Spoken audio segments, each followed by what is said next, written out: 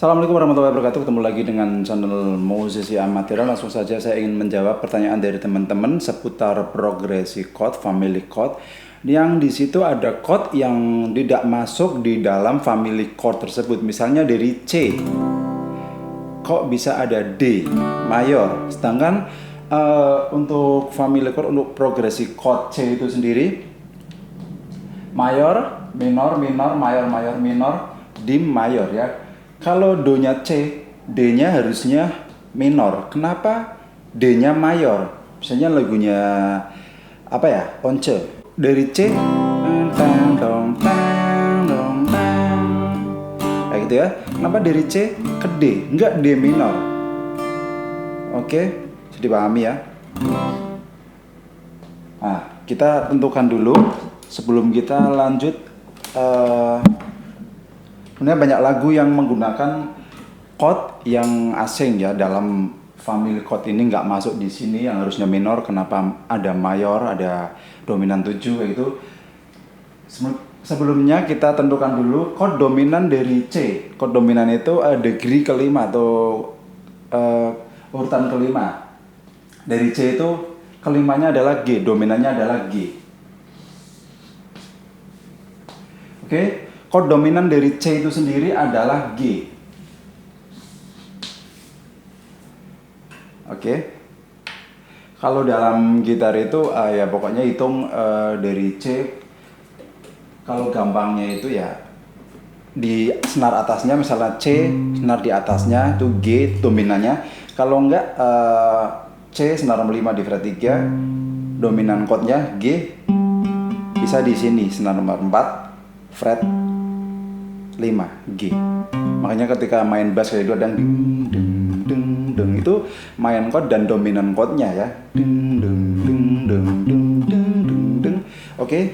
Untuk dominan chordnya, dari dominan chord dari C itu sendiri adalah G. Kita udah ketemu G sama-sama C G.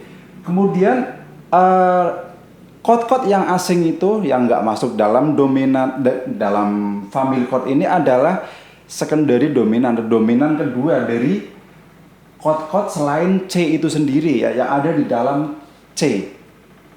Dominan chord dari D sendiri, E sendiri, F apa, G apa, A apa, B apa. Nanti itu dominan atau nada chord kelima dari dari chord selain C ini bisa dipakai juga dalam progresi chord ini dan akan menghasilkan sebuah lagu yang lebih enak. Oke, sekarang kita tentukan dominan dari chord-chord selain C itu sendiri ya, yang masuk dalam progresi chordnya C itu D. Nada chord kelima dari D apa? Oke, kita kasih alat bantu biar mudah. Dari D, senar atasnya yaitu A. Kalau enggak, tu, wa, ga, mat, ma. Senar nomor 4 di fret 7 itu A. A.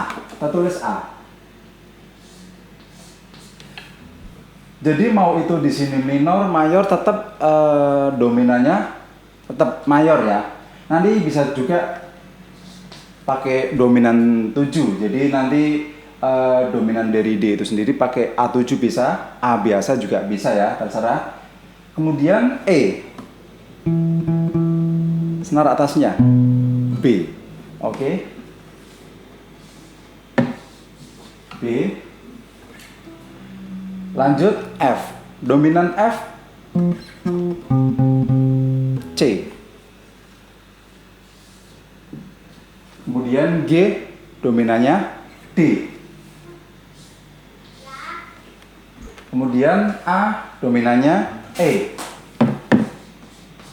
Oke, kemudian B diminished, F crash. Oke, jadi bisa kita anggap bisa kita tulis saja 7 karena bisa dipakein 7, bisa biasa. Ya, susah banget sambil megang gitar. Oke, jadi ketemu masing-masing dominannya dari D minor, E minor, F, G, A minor, B diminished, udah ketemu.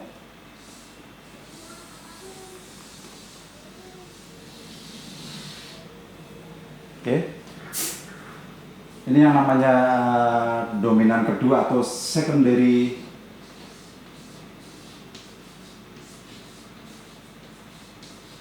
Bentar gak bisanya? Dominan.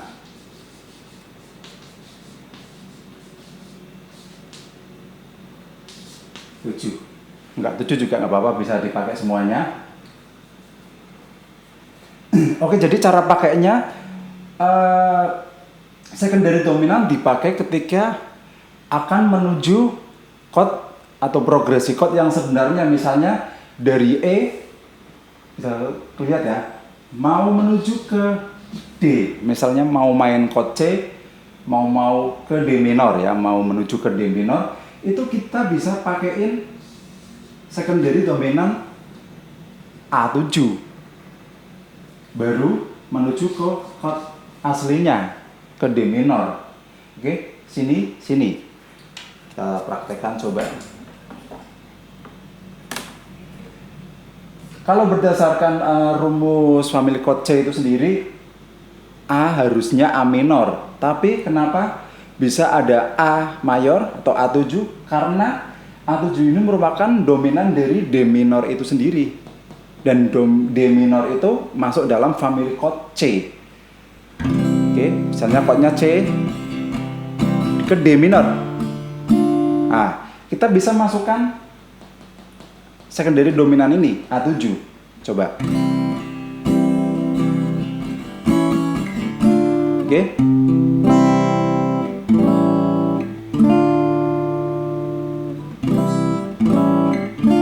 Oke, kalau bagi yang belum tahu, pasti kalau dari C minor, dari C harus A minor, padahal enggak. Ada yang namanya secondary dominan atau dominan kedua. Ya seperti ini. Bisa dimasukkan A7. A biasa juga bisa A mayor tanpa 7. A7 bisa. Baru D minor. Oke. Misal dari C mau ke E minor, ada B7.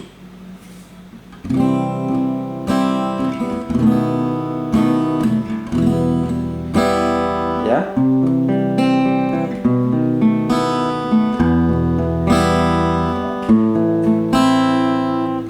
Oke. Bisa. Oke, dari C mau ke F. Tetap sama-sama C, cuma dikasih 7.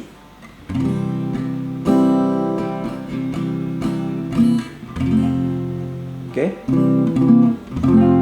Paham ya? Kemudian dari C mau ke G, nggak usah diorek-orek ya.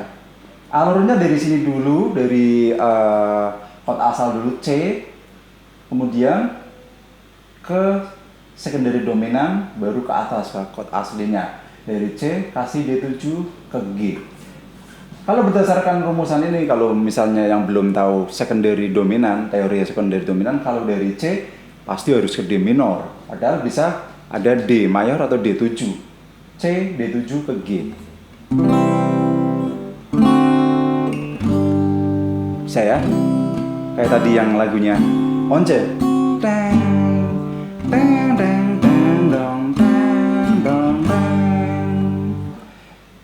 Oke, dari C mau ke A minor, masuk dulu ke E7.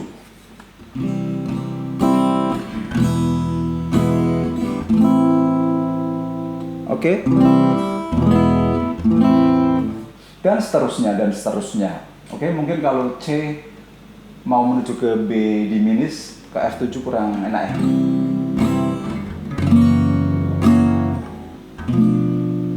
Pokoknya secara teori seperti ini.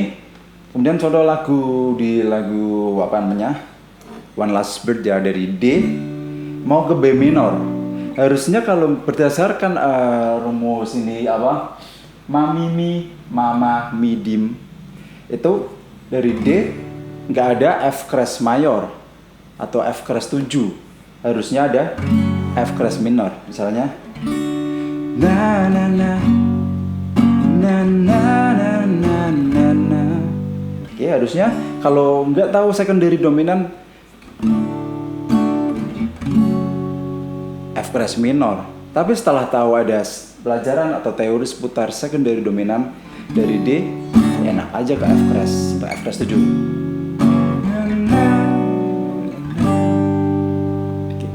Oke, sebenarnya udah sangat bisa dipahami ya. Kalau kalian ingin cari secondary dominan dari chord lain, dari do lain C, mau ke, misalnya pindah ke D, do-nya D, kalian bikin aja seperti ini. Syaratnya kalian harus hafal rumus jarak intervalnya, itu wajib. Untuk jarak interval saya udah pernah bahas, silakan kalian pelajari lagi, cari di video saya atau video sembarang ya yang ada di YouTube. Nanti kalian terapkan, cari secondary dominan dari progressive chord di dan yang lain sebagainya. Itu bisa dipakai buat modal untuk menulis lagu atau ya paling enggak sebagai pengetahuan atau wawasan kalian. Sampai jumpa di video saya yang lain. Assalamualaikum warahmatullahi wabarakatuh.